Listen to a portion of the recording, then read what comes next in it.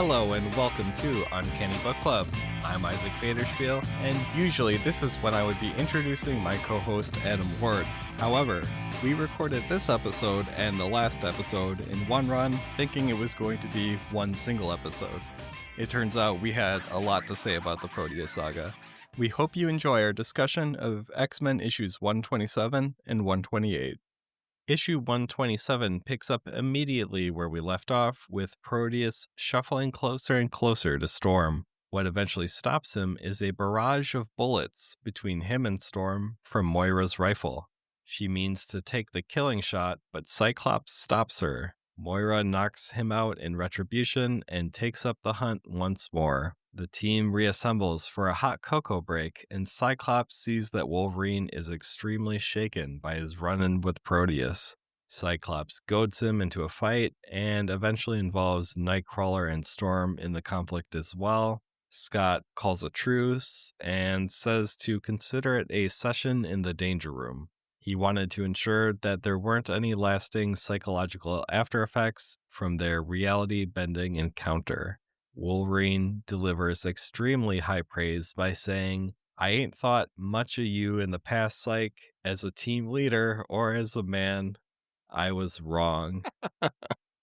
Moira arrives in Edinburgh to warn her estranged and abusive husband Joe and to tell him that, hey, they have a son and he's coming to kill you probably. Proteus continues his journey, jumping hosts when needed until encountering his true target, and he does eventually take over Joe, killing him. After absorbing Joe, Proteus gains his father's memories and emotions, which turns him against his mother. Jean hears the psychic death scream and rushes the X-Men to the scene. There's a brief battle, but the X-Men have difficulty getting to Proteus due to his powers. The issue ends with Proteus holding Moira hostage to stop the X-Men from coming after him. Scott apologizes to Sean and says that Proteus needs to be stopped, no matter the cost. I think really solid book just overall, and I mean that's something that we can kind of just say about all four issues. One thing that I think stuck out to me a lot was when I think about Cyclops in just across a lot of what we've read so far, he really excels at being a tactical leader, but less so a leader of people. You know, really highlighted by the first issue we talked today, where his feedback is just pathetic people, really pathetic. Not the best way to talk to your team. I guess that's just his management style. But I felt like it was really nice to see him really step up and have this encounter with Wolverine, Storm, Nightcrawler, and really go beyond just his tactical leadership expertise and to provide a much needed direction and leadership intervention for the three of them. Yeah, I agree 100%.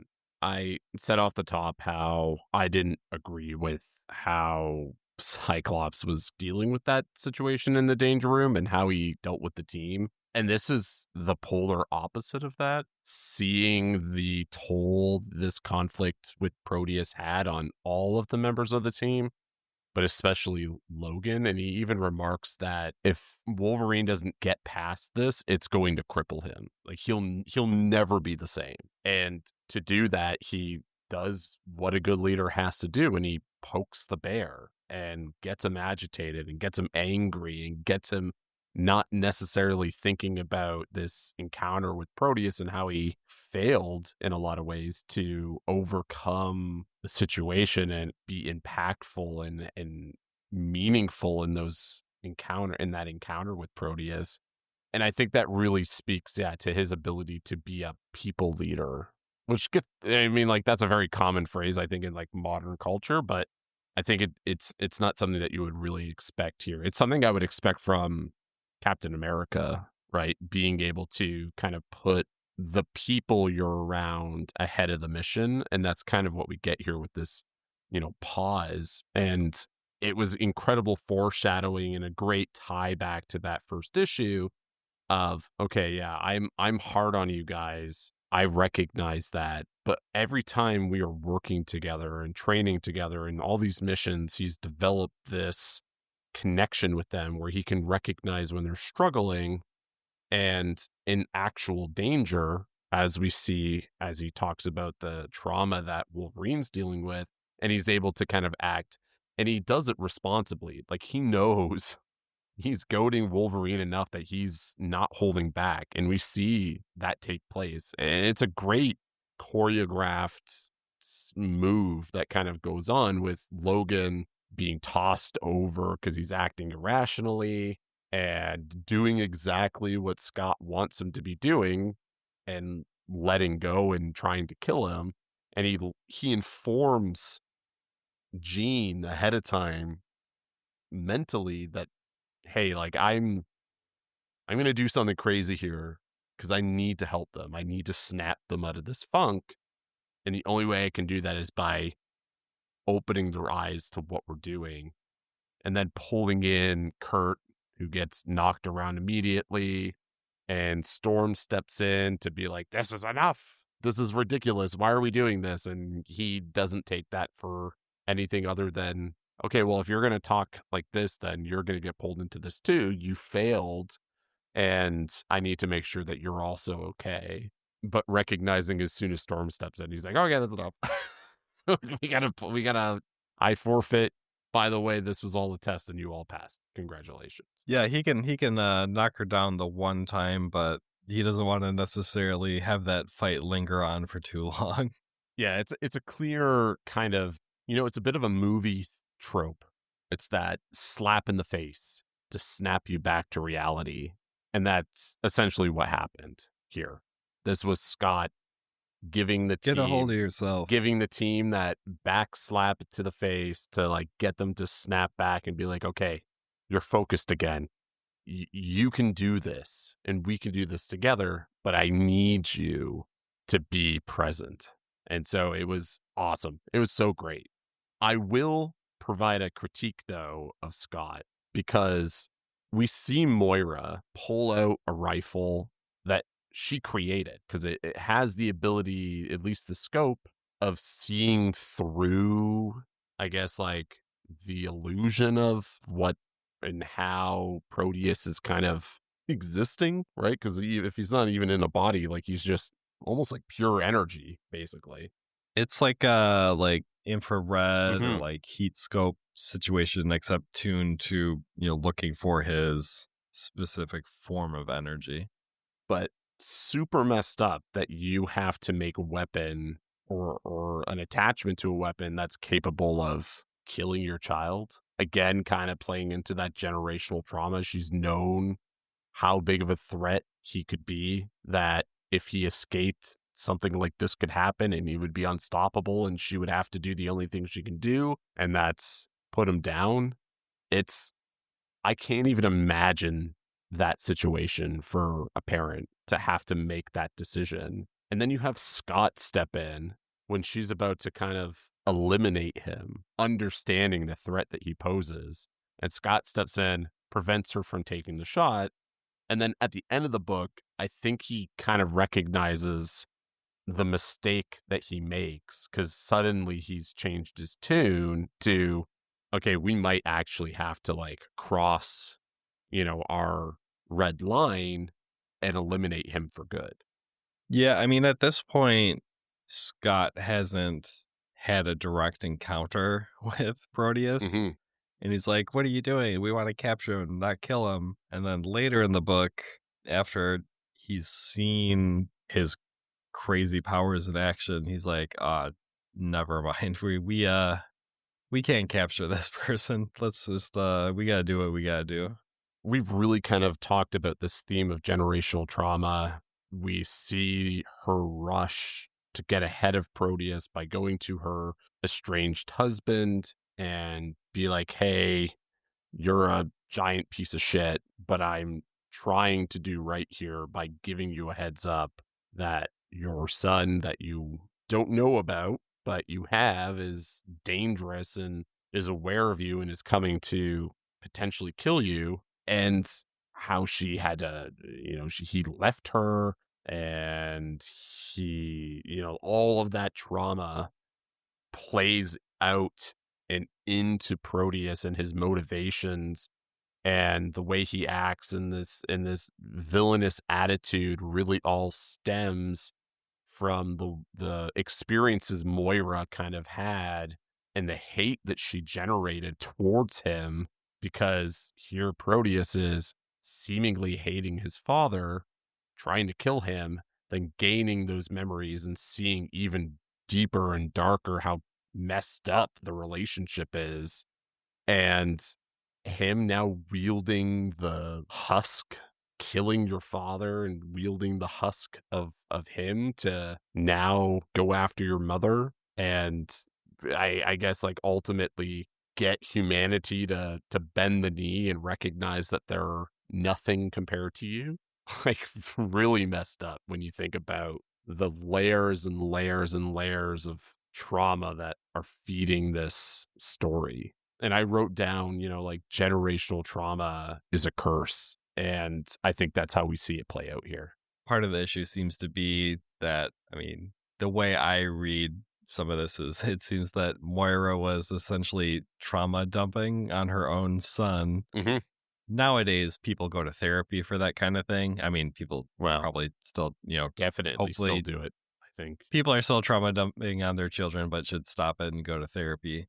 But, not a great mother-child situation that she created with that. And I think she recognizes that, right? Like, she, I think, recognizes she's part of the problem, but it's too late, right? Yeah. This child that you had is now grown up and is like, the damage is done. And I think that's why you have her creating a weapon capable of eliminating him, because, while she doesn't want to use it, and she probably wants to hope that there's still, I think she even comments at one point about how she did, she tried to make him a good person, but it wasn't enough. And it's, exactly what you said. It's trauma dumping on her kid that put this in that situation. It's, I think, very mature of Chris to include that kind of story in the X-Men at all, because it's, I think, very relatable to people, especially in the 70s, and it's still relatable today for thousands, if not millions, of people who still are dealing with the baggage of their parents. It's hard, man.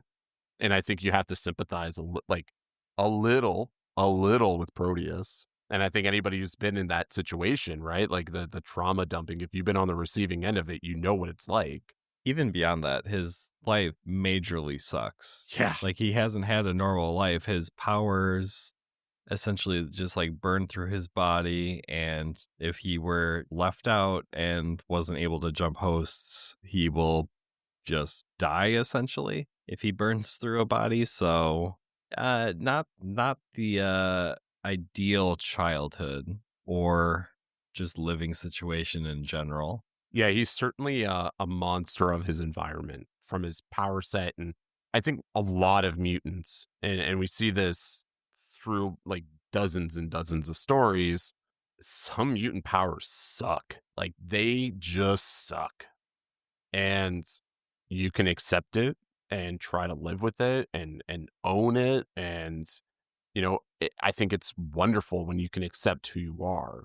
And I think I wish everybody could. But in Proteus's case, you're being shoved into a closet and left there to rot in a lot of ways, being told that you're a monster, that you're uncontrollable, that you're too dangerous to exist in reality and out in the open, to see the sky, to, experience sunlight, to be with friends. And you're having to, like, that shit's going to build up and build up and build up until it explodes like a powder keg. And that's what we see here. This was an inevitability, Yeah. I also want to call out how great the cover is. I'm flipping back now. The cover of this issue is like, Proteus is portrayed in this kind of white outline and color, almost like a ghost. And it's just flush with like this purple and pink and these waves of black. It's awesome. I love it. It's so vibrant. There's some good covers in these issues. I was a little like on the fence about how I was going to feel about the artwork because I knew this was kind of, like it's an old book. I've really loved it. There's a lot of really good stuff. There are elements that, at least for me, I end up missing a lot. Like, a lot of modern stuff is just, there's a lot of detail, and I guess I would describe it as like a cleaner art style. Like, I think some of this old stuff really relies a lot on like a shading style that just isn't used as much nowadays. And, modern printing is, just in a place that wasn't possible back then. When I decided to, hey, it'd be really fun to just like read all these old X-Men comics, I thought that the art would be a bigger obstacle than it was. Mm-hmm. And maybe early on, it felt like more of an obstacle, but I mean, at this point, it like really, really doesn't. I agree 100%. I struggle to consume media that is older, like whether that's Old media sucks. watching something that was, SD and hasn't been upgraded to HD in any kind of way. Like I really have a hard time sitting down and watching that. Like likewise, A good old 4:3 format ratio. yeah. And similarly with games, like older games, I just feel like I have memories of those and the experiences and how much I love them at the moment. But if I go to play them now, it doesn't feel the same as it did. And I think that's just because at those moments in time, seeing pixels the way you were seeing them, like it was fine because that was incredible that you were experiencing it like in that capacity. But to know where we are now, where you can make near lifelike versions of video game characters, to go back and play something where they're very polygon like it's a struggle. It's such a barrier for me, and for some people it's not, and to you I say I'm happy because it's a massive barrier for myself. Yeah, gaming had a very much an awkward stage in like the PlayStation 1 and 64 era, and to some extent still like the PS2 era is kind of a rough period where it depends on like the type of game that you're trying to do, but like there's a lot of Super Nintendo stuff that still looks really good, and that's because it's working within different limitations.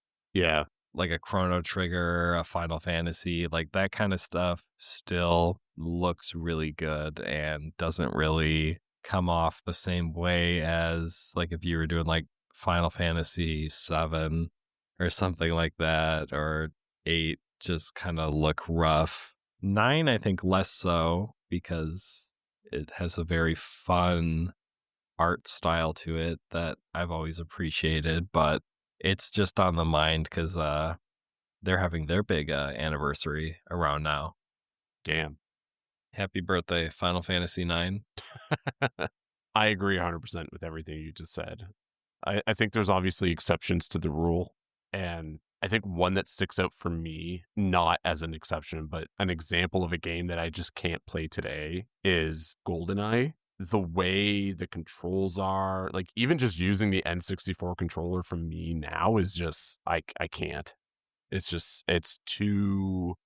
I'm too used to the dual joysticks. Like the C-pad on there is like very awkward to use now. It's a weird controller. It was a choice. And like for some people, they still love it. Like I think the new Switch came with like you can get an accessory that's basically like an N64 controller. So like we are really making this a hard one to edit. I think those are all the notes I have for this issue. So I mean, like we can move on to the final one. I mean, the only other note I have, and I think it's very important, is just poor Sean Cassidy. He's on hot cocoa duty. He learns that Moira has a secret husband, Yeah. or had at this point. Like, I mean, it's like you said, he's doing what he can to support the team. And for some reason, that's hot chocolate, not even coffee. That was really out of left field. It's just so random to be like, here's your hot cocoa, Scott. Do you want some more? I love that he also throws it in Wolverine's face. Oh, yeah. Like, that's how he starts the fight, just by throwing a bunch of hot chocolate straight into his face. Actually, now that you mention it, in that whole interaction with Logan, he even like hints that Wolverine is thinking about leading the team. It's interesting because we've seen Logan kind of step up in some of the past issues over the last couple of episodes. And here we have like an acknowledgement by Scott, who is also seeing Logan kind of, I think, step into being more of a leader than maybe he was originally. I think it's partially also just due to how much Wolverine personally likes to question leadership styles and choices that Scott makes. That is all my notes otherwise. Kind of just like a great middle issue of the arc with, not a whole lot of very specific notes. Yeah, we can move on to the last book. Issue 128 starts things off with a pretty trippy first page of an entire city getting all bendy. The X-Men spring into action, attempting to save the lives of bystanders. Proteus turns Moira into some kind of elephant-like creature. That was weird. Things get pretty weird. Yeah. Jean connects the team psychically, and Scott dictates a new plan of attack to them. His plan seems to be achieving some measure of success as Proteus ends up fleeing with Phoenix in pursuit. The X-Men keep chipping away at him little by little, causing Proteus to burn through his human host. Colossus tosses him away from Moira, and his host body eventually disintegrates as Proteus takes his true energy form, where he is both most vulnerable and most dangerous. Peter steps up big, though, and transforms as Proteus attempts to take his body. He then smashes into him with his organic steel fists, blowing him apart in one of the sickest panels we've seen yet. The X-Men arrived at Peter's side, relieved to see him alive and well. Moira grieves, Sean and Moira embrace, and the X-Men walk away victorious.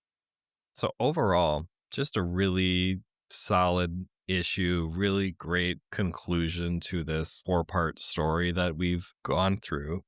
Like you said, it's really hard to find areas to complain about or to like nitpick. And for a time, I, thought I did stumble upon one where I was like, I don't know about this. There's like a page that essentially recaps everything. Yeah.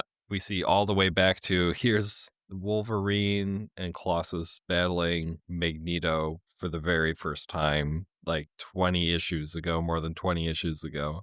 And this is how he broke free. And then he takes over Old Man McWhirter. And part of me was like, why do we have this recap? We're kind of retreading. But then I spent a little bit more time kind of mulling things over and instead shifted a bit to I enjoy this recap.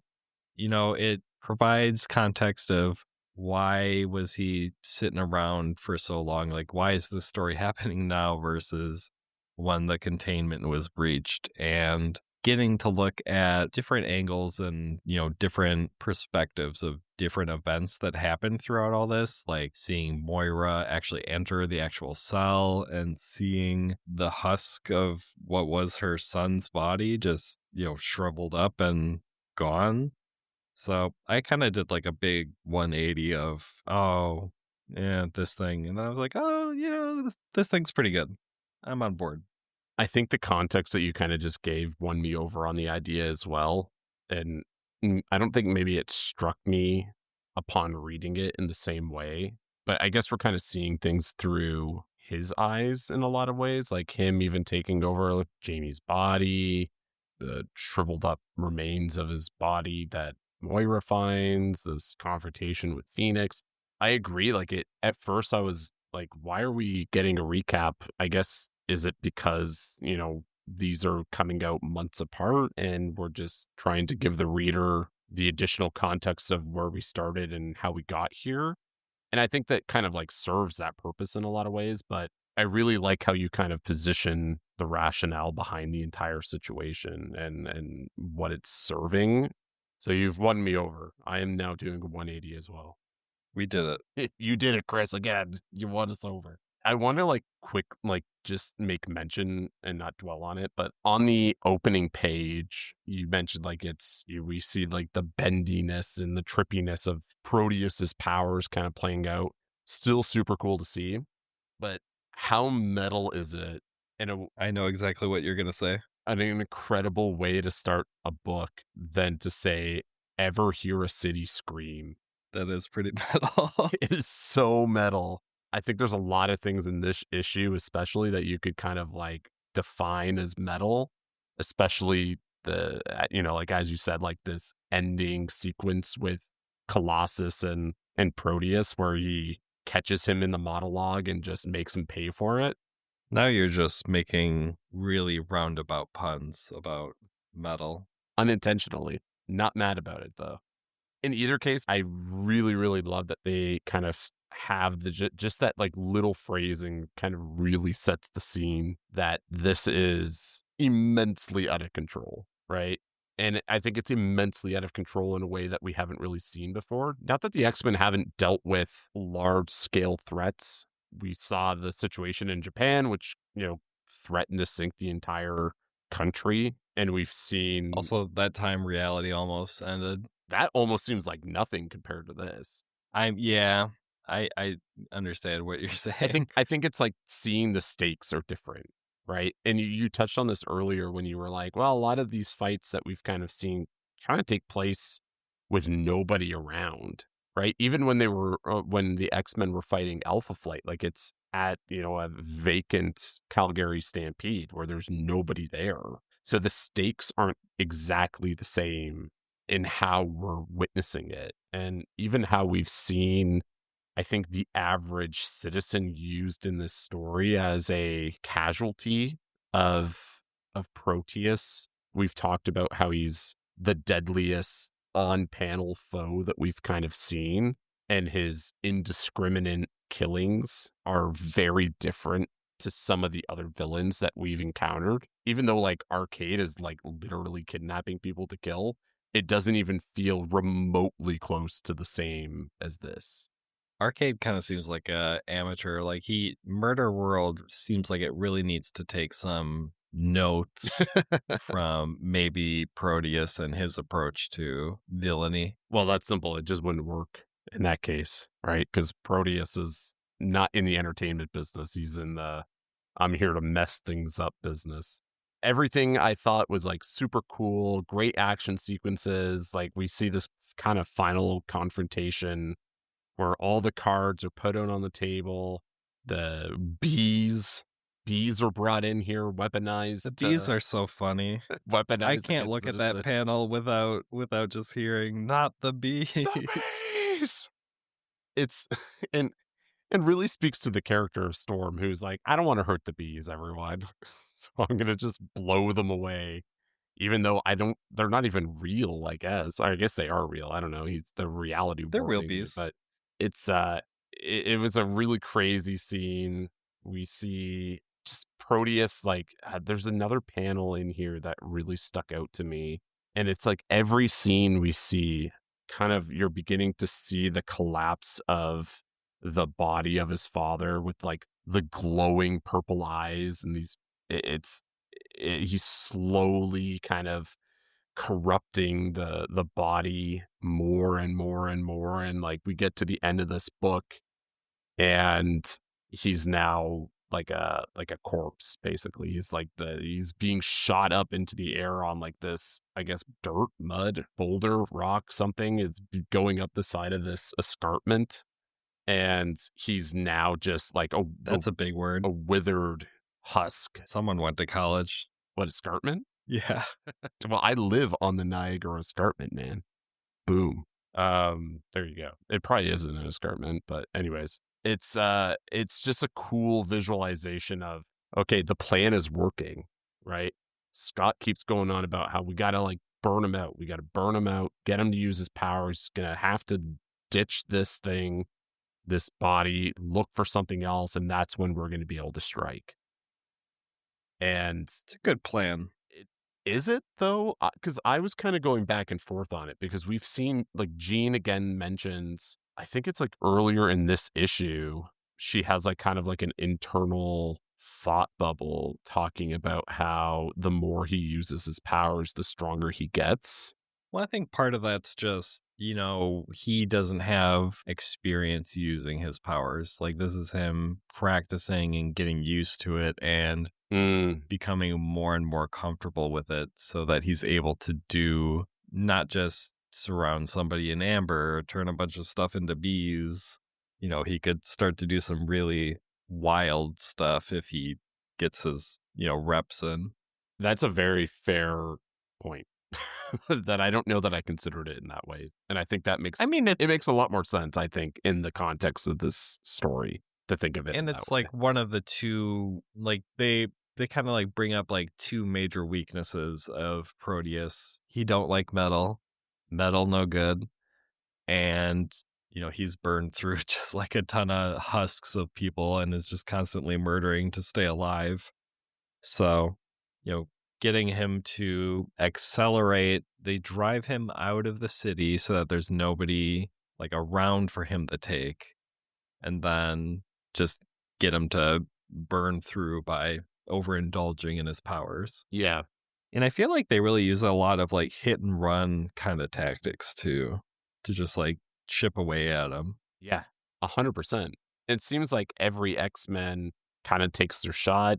We have even this like cool panel of Scott and Havoc on either side of them, and they're just like blasting him away, only for him to, I think, like dissipate basically. And they hit each other and talk again about like how they can metabolize the energy. Mm-hmm. And we see like multiple times Scott's like, it's like Wolverine, you gotta go, it's on you, man. I got faith in you. You gotta go deal with this. You're on your own. We see Logan profess his love for Jean. Kind of. He does. He says, leave her alone. I loved that lady. I didn't even recognize the past tense. It's such a weird thing to say. Well, maybe he's mourned the idea that she died. I mean, he's now got Mariko now, but yeah. It's just such a like it's a weird phrase to say aloud, I guess, is what I'm trying to get at. Yeah, it is a little strange. No one's around to hear him and call him out on it, though, I guess. Like, what do you loved her? Yeah, you can still love her, as a friend, as a sister, as family, whatever. But I don't know. It's whatever it is, what it is. That's not how the Wolverine rolls. No, he professes his feelings aloud. There's this really cool panel of Wolverine falling and Cyclops trying to stop him with his optic blasts. Super cool. That's another funny one. Super cool. I think like the culmination of Peter getting up there, and you mentioned this already, it is so cool seeing him just punch and just shatter him into, a million energy pieces. Yeah, and they even, make mention that the punch sends him flying to every corner of the world. Really cool culmination, and I don't think this like capstones Peter's story, like the one that we've kind of been talking about where he's like trying to find his place on the team. I hope this is not the conclusion to that, because this to me still doesn't feel like that's what we were building towards here. Like to me, this was the X-Men working together. Peter, steps in and is able to hit the final blow. I don't think it's meant to be like the conclusion to that. I feel like they would have had to set it up more with him failing earlier, or like, having that stumble of like, I didn't succeed. And then, when he steps up and delivers the finishing blow, it would have that greater impact. But I think it's just, like you said, kind of that more of a teamwork thing that we're seeing here. Yeah, Scott, I'm looking at this panel right now towards the end of the book, and Scott, is talking about how metal is, his weakness. And he says, quote, "That's why I was counting on Colossus to finish the job the rest of us started. And it looks like he's done just that." really, I think, speaks to the team effort and how it took everything they had to stop him. He also makes mention, I think it's earlier in this issue, about how Proteus is the type of threat that the X-Men were created to stop. And I thought that was such a important line, I think, to really raise the stakes of what they were looking at. And I don't know that they've ever really positioned any of the threats that we've seen so far in that way. Maybe Magneto. I mean, his like intro is, the whole trying to take over the air base or the army base or whatever it is and grab missiles and stuff back in. I assume I think that's the first issue of X-Men, but either way, like, I think that's a really good call out. And I think it's a fun connection back to that like flashback issue we had with Xavier where Amal Farouk was like the first evil mutant that he had ever encountered, which then, led to him being like, oh, we need something in place. There's going to be more mutant threats that someone has to stop. Yeah, that's a great connector. And I honestly didn't even like put those two things together, but yeah, it ties in beautifully to like the overall story that we've been having. And I'm very satisfied with the ending. One thing that I wanted to make sure we called out, I think there's a nice moment in this book, like a Scott and a Jean moment. And like these 4 issues are so hectic that even though they've reunited, they haven't had any time to unpack anything. Like, Scott wakes her up. She's like, oh, Jason, it's you. And he's like, who's Jason? But at the same time, he's also like, oh yeah, I gotta get Colleen's key off my key ring real fast, or whatever his thought process might be. There's just like a really nice moment after Jean is hurt, and he's thinking, that scream, Jean's down, hurt. No, I can't think about her now. I don't dare, or I'll crack wide open. I have to focus on the job at hand, nothing else. And I think it's nice to see, it's been unclear about what is going on with Scott, where he's not grieving the loss of Jean. And I think what we're finally getting to see is he, walled himself out from that and didn't want to experience any of that grief. And his brain is just pretending like, oh, maybe I didn't love Jean. And now we're kind of seeing, even if it's not like a romantic type connection, at the very least, we're back to acknowledging he's very close to this person and has been for a number of years now. Like they've essentially grown up together after a certain point in their life. And it's good to see, we're back to him caring instead of just being like, I don't feel sad. Yeah, I almost feel like having some sort of breather after this story would be beneficial. Yeah. And we've talked about how we've enjoyed the character development moments when we've kind of like taken a step back from the action and have been able to kind of see the X-Men in their day-to-day life and the relationships that they have with one another and the relationships that they're trying to develop with people outside of the X-Men. And I feel like that's kind of what we need coming out of this, is that reconnection, even if it's just like a conversation of, oh my God, you're alive. Yes, oh my God, you're alive. And here, we can have this conversation about our feelings that have been unresolved over the past several months while they've, been contending with their own problems separate of one another. I don't know that we're going to get that, but I think it would be very beneficial if we do. Yeah, they're definitely going to need a game of baseball to work this out. Well, maybe when Charles returns, Play ball. then the whole gang will be back together and he could be the referee or whatever the heck he was doing. So we already kind of, gave our little, well, I think maybe only you, I don't remember if I gave it score at the beginning. This, episode recording has been lasting a long time, so I can't remember that far back. I have the memory of a bird. But, overall thoughts, very good. I think best contained story we've read so far. It doesn't fall prey to over relying on tons of prose or like whatever it is, the non-dialogue. Yeah. There's only that one section in that last issue, but it was kind of an interesting recap. And providing some tidbits on stuff we didn't know, so gets a pass. Main focus is the Proteus story, but we're still, kind of have those little threads of, we're dragging things along of like, oh, what's going on? What's happening with this Jason character and Jean in those first couple issues? I believe you had said 9. Yep. What I have written down, I put 8.5 or 9 out of 10, I think for me. Probably a 9. I think this is about probably as perfect as you can get.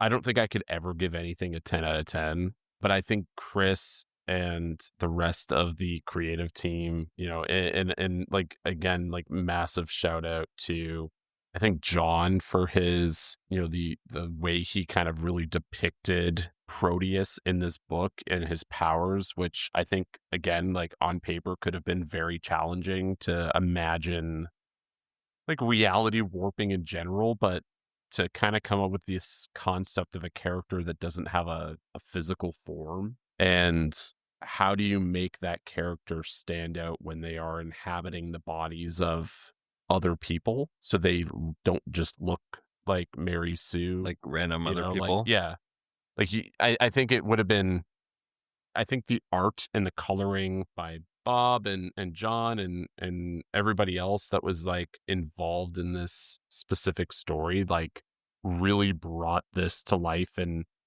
I think made Proteus into the top tier villain that he was.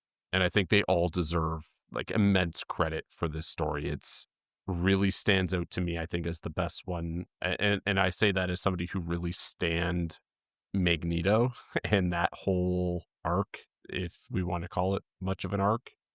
The Magneto Chronicles. This, to me, when you think about the hype around Chris, and this is one of those stories that really, I think, stands out as an incredible high point, and one that if I were to point somebody to as one to kind of absorb in a bubble, I would point them to this, because it's very well contained, it's very entertaining, and it's very visually appealing, while carrying these very mature tones that might not necessarily always be at the forefront of comic books, and especially in comic books at this point in time.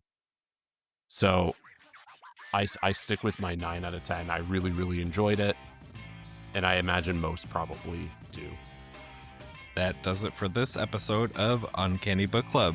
Thanks for listening, and we hope to see you next episode, where we'll discuss issues 129 to 131. Bye, everyone. Read comics. Thanks for tuning in to this episode of Uncanny Book Club. If you enjoyed this podcast, don't forget to subscribe, leave a review, or share with a friend.